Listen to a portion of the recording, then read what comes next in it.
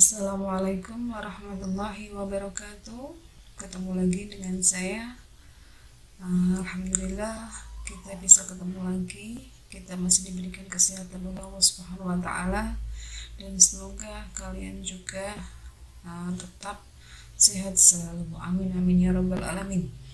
Untuk kali ini kita akan membahas tentang deteksi dini perkembangan anak, khususnya adalah KPSP, ya, kuesioner praskreening perkembangan, yang mana di dalam pembahasan ini alangkah baiknya kalian sudah menyaksikan video pembelajaran sebelumnya, yaitu tentang pengantar deteksi dini tumbuh kembang anak.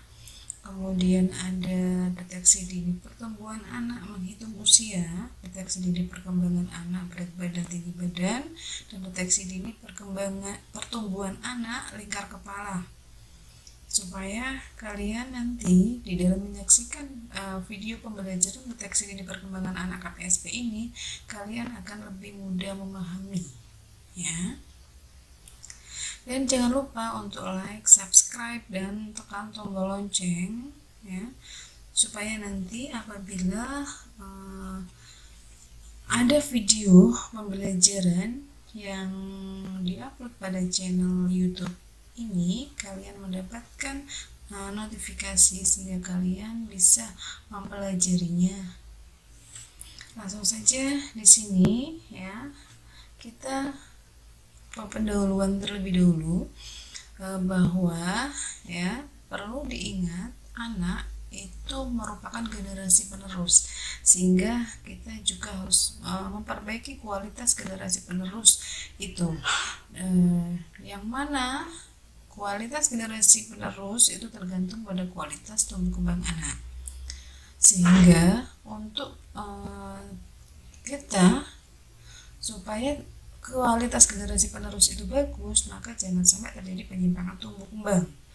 Nah, supaya tidak jadi penyimpangan tumbuh kembang, harus dilakukan deteksi sejak dini, terutama sebelum usia umur 3 tahun, supaya dapat segera intervensi dan anak bisa mencapai tahap perkembangan sesuai dengan usia.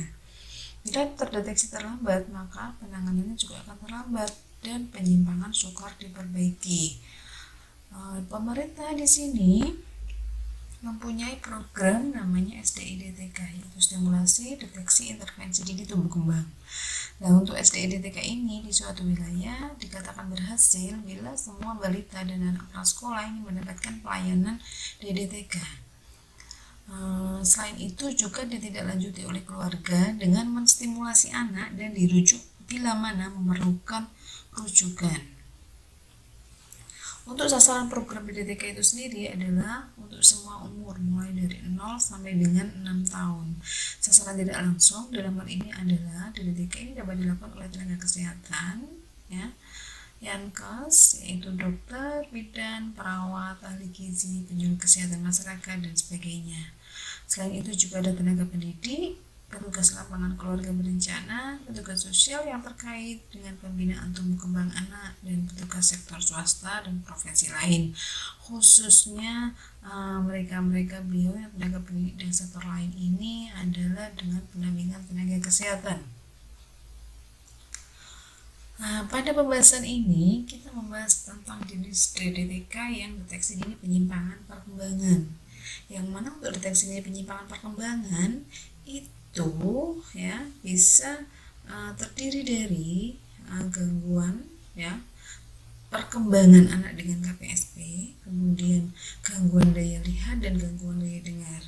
Untuk gangguan daya lihat dan gangguan daya dengar akan kita bahas pada video pembelajaran berikutnya. Nah, ini adalah jadwal kegiatan dan jenis screening deteksi dini penyimpangan tumbuh kembang pada balita dan anak prasekolah. Ini harus selalu kita ketahui, karena dengan jadwal ini kita akan mengetahui jenis deteksi pertumbuhan perkembangan apa saja yang didapatkan oleh anak. Khusus untuk KPSP, kuesioner praskreening perkembangan anak, di sini anak mendapatkan mulai usia 3 bulan sampai dengan 6 tahun. Pada usia 3 bulan sampai dengan 2 tahun di sini adalah dilakukan setiap 3 bulan sekali. pada usia 24 bulan sampai dengan 72 bulan, maka anak di sini dilakukan deteksi dini penyimpangan perkembangan itu adalah setiap 6 bulan sekali. Langkah awal dalam melakukan deteksi dini penyimpangan perkembangan itu adalah yang pertama, jangan lupa catat nama anak, tanggal lahir, dan tanggal pemeriksaan pada formulir. Kemudian tentukan umur anak. Nah, di sini ya, sebelum kita melangkah ke selanjutnya adalah kita harus bisa menentukan umur anak, yang mana pada video pembelajaran deteksi dini pertumbuhan menghitung usia itu sudah ada, silakan dipahami. Jika kalian belum bisa, silakan di pause dulu untuk video ini dan silakan menyaksikan untuk video deteksi dini pertumbuhan menghitung usia. Karena di sini apabila menghitung usia itu salah satu hari saja nanti akan berpengaruh terhadap instrumen yang akan kita gunakan, akan berpengaruh terhadap kuesioner KPSP yang akan kita gunakan. Maka dari itu untuk menghitung usia di sini harus benar-benar betul ya, supaya kita benar-benar tepat di dalam menggunakan kuesioner KPSP.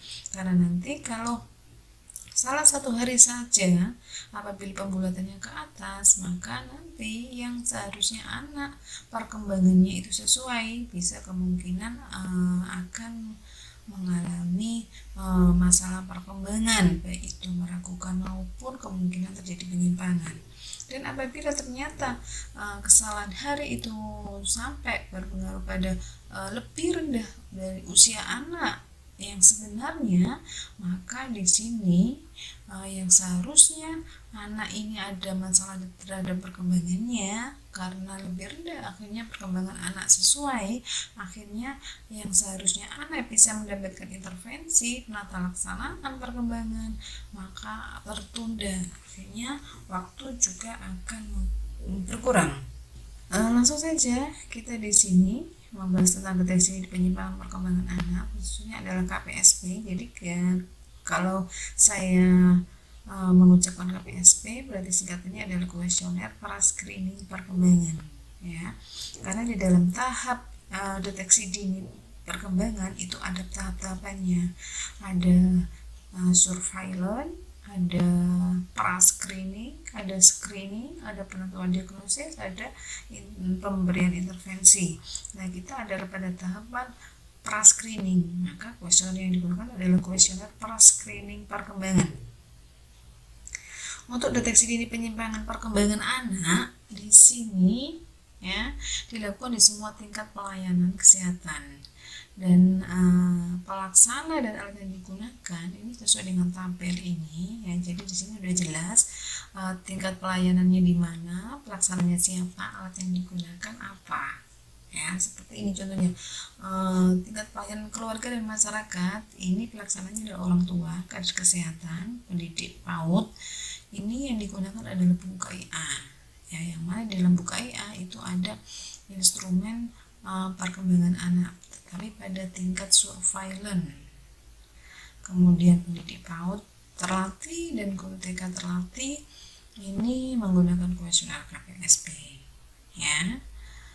Kemudian di tingkat puskesmas, dokter bidan perawat ini ya menggunakan kuesioner yang sesuai yang program pemerintah, yaitu di DDTK.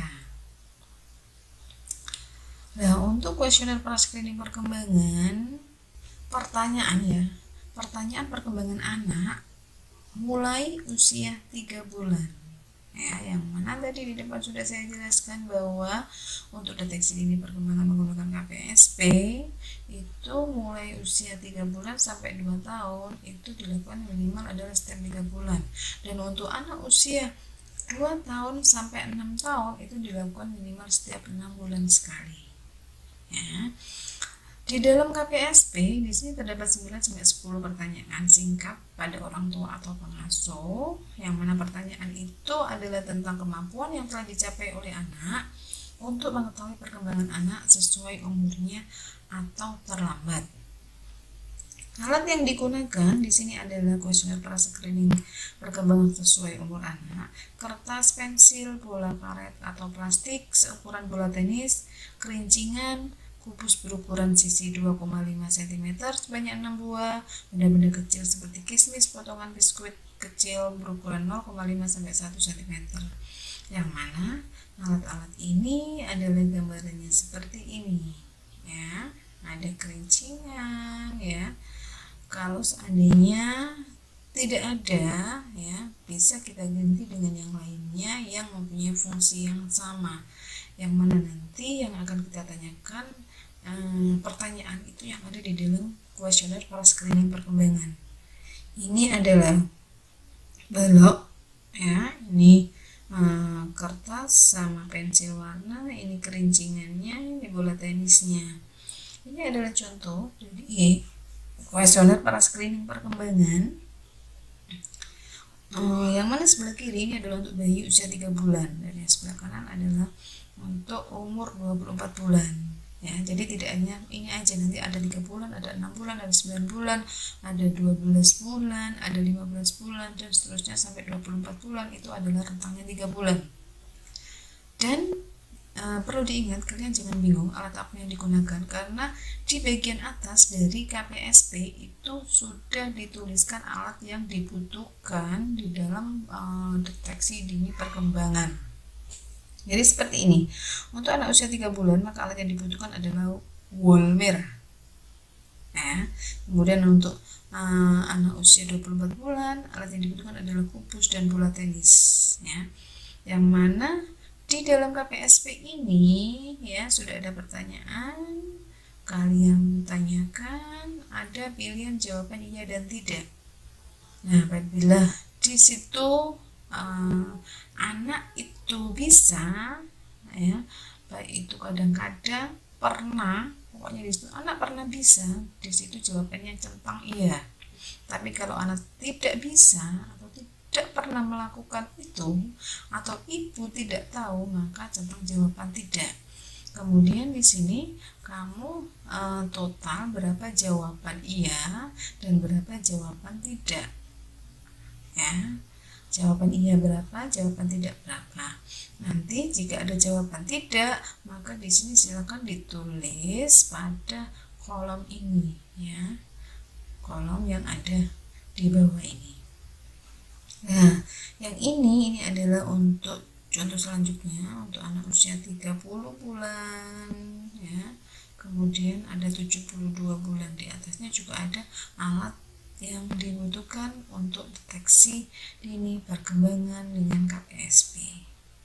Sama caranya seperti yang tadi, ya, ditanyakan jawabannya apa. Nah, ini interpretasinya tadi yang saya jelaskan. Kalian silakan menyentang, ya, menandai jawaban iya apabila orang tua menjawab anak bisa melakukan, atau pernah, atau sering, atau kadang-kadang, yaitu silakan ditandai pada jawaban iya. Kemudian jawaban tidak apabila anak belum pernah, tidak pernah, atau ibu tidak tahu, maka silakan ditandai pada jawaban tidak. Kemudian di total tadi jumlahnya jawaban iya berapa, ya, yang digunakan adalah jawaban iyanya. Kemudian kita interpretasikan, yang mana interpretasi untuk KPSP itu ada singkatannya SMP. S apabila sesuai pada S, dikatakan S adalah sesuai, yaitu anak perkembangannya sesuai dengan tahap perkembangan. M meragukan, P penyimpangan. Jadi SMP sesuai melakukan penyimpangan. Ya, penyimpangan ini adalah kemungkinan anak mengalami penyimpangan perkembangan. Dikatakan sesuai apabila jawaban iya sebanyak 9 sampai 10, meragukan apabila jawaban iya sebanyak 7 sampai 8, dan dikatakan penyimpangan, ya, apabila jawaban iya sama atau kurang dari 6. Ingat, SMP sesuai 9-10, meragukan 7-8, ya, penyimpangan di situ 6 atau kurang dari 6. Apabila jawaban KPSP iya 9-10, yang mana artinya adalah perkembangan anak sesuai dengan umurnya, maka di sini kita berikan reward kepada ibu atau orang tua dengan beri pujian pada ibu. Kita anjurkan ibu untuk tetap meneruskan pola asuh yang digunakan, dan kita anjurkan ibu untuk meneruskan stimulasi sesuai dengan tahap perkembangan berikutnya. Dan sarankan ibu untuk mengikutkan anak di posyandu, PKP atau PADU. Apabila jawaban di KPSP itu ianya 7-8, yang mana artinya perkembangan anak meragukan, maka di sini kita beri dukungan kepada ibu, kita motivasi kepada ibu untuk tetap mengajarkan stimulasi, ya, ataupun kita ajari bagaimana cara melakukan stimulasi sesuai dengan kelompok usia, dan cari kemungkinan penyakit yang menyebabkan penyimpangan perkembangan. Jadi kita melakukan pengkajian riwayat penyakit kemungkinan yang bisa menyebabkan anak mengalami perkembangan anak meragukan. Kemudian ulangi lagi deteksi ini perkembangan dengan KPSP 2 minggu kemudian sesuai dengan umur anak. Jika hasilnya, ya, di situ iya adalah 7-8, maka di sini perkembangan anak meragukan. Kemudian selanjutnya, bila jawaban KPSP-nya iya 6 atau kurang, maka di sini kemungkinan ada penyimpangan perkembangan. Maka segera rujuk ke rumah sakit, tulis jenis dan jumlah penyimpangan perkembangan, misalnya apakah yang mengalami masalah perkembangannya itu pada gerak kasar, gerak halus, bicara dan bahasa, serta sosialisasi dan kemandirian. Sampai di sini penjelasan untuk deteksi dini perkembangan anak. Pesan saya, jangan lupa menghitung usianya harus tepat, karena nanti untuk menentukan instrumen KPSP apa yang digunakan.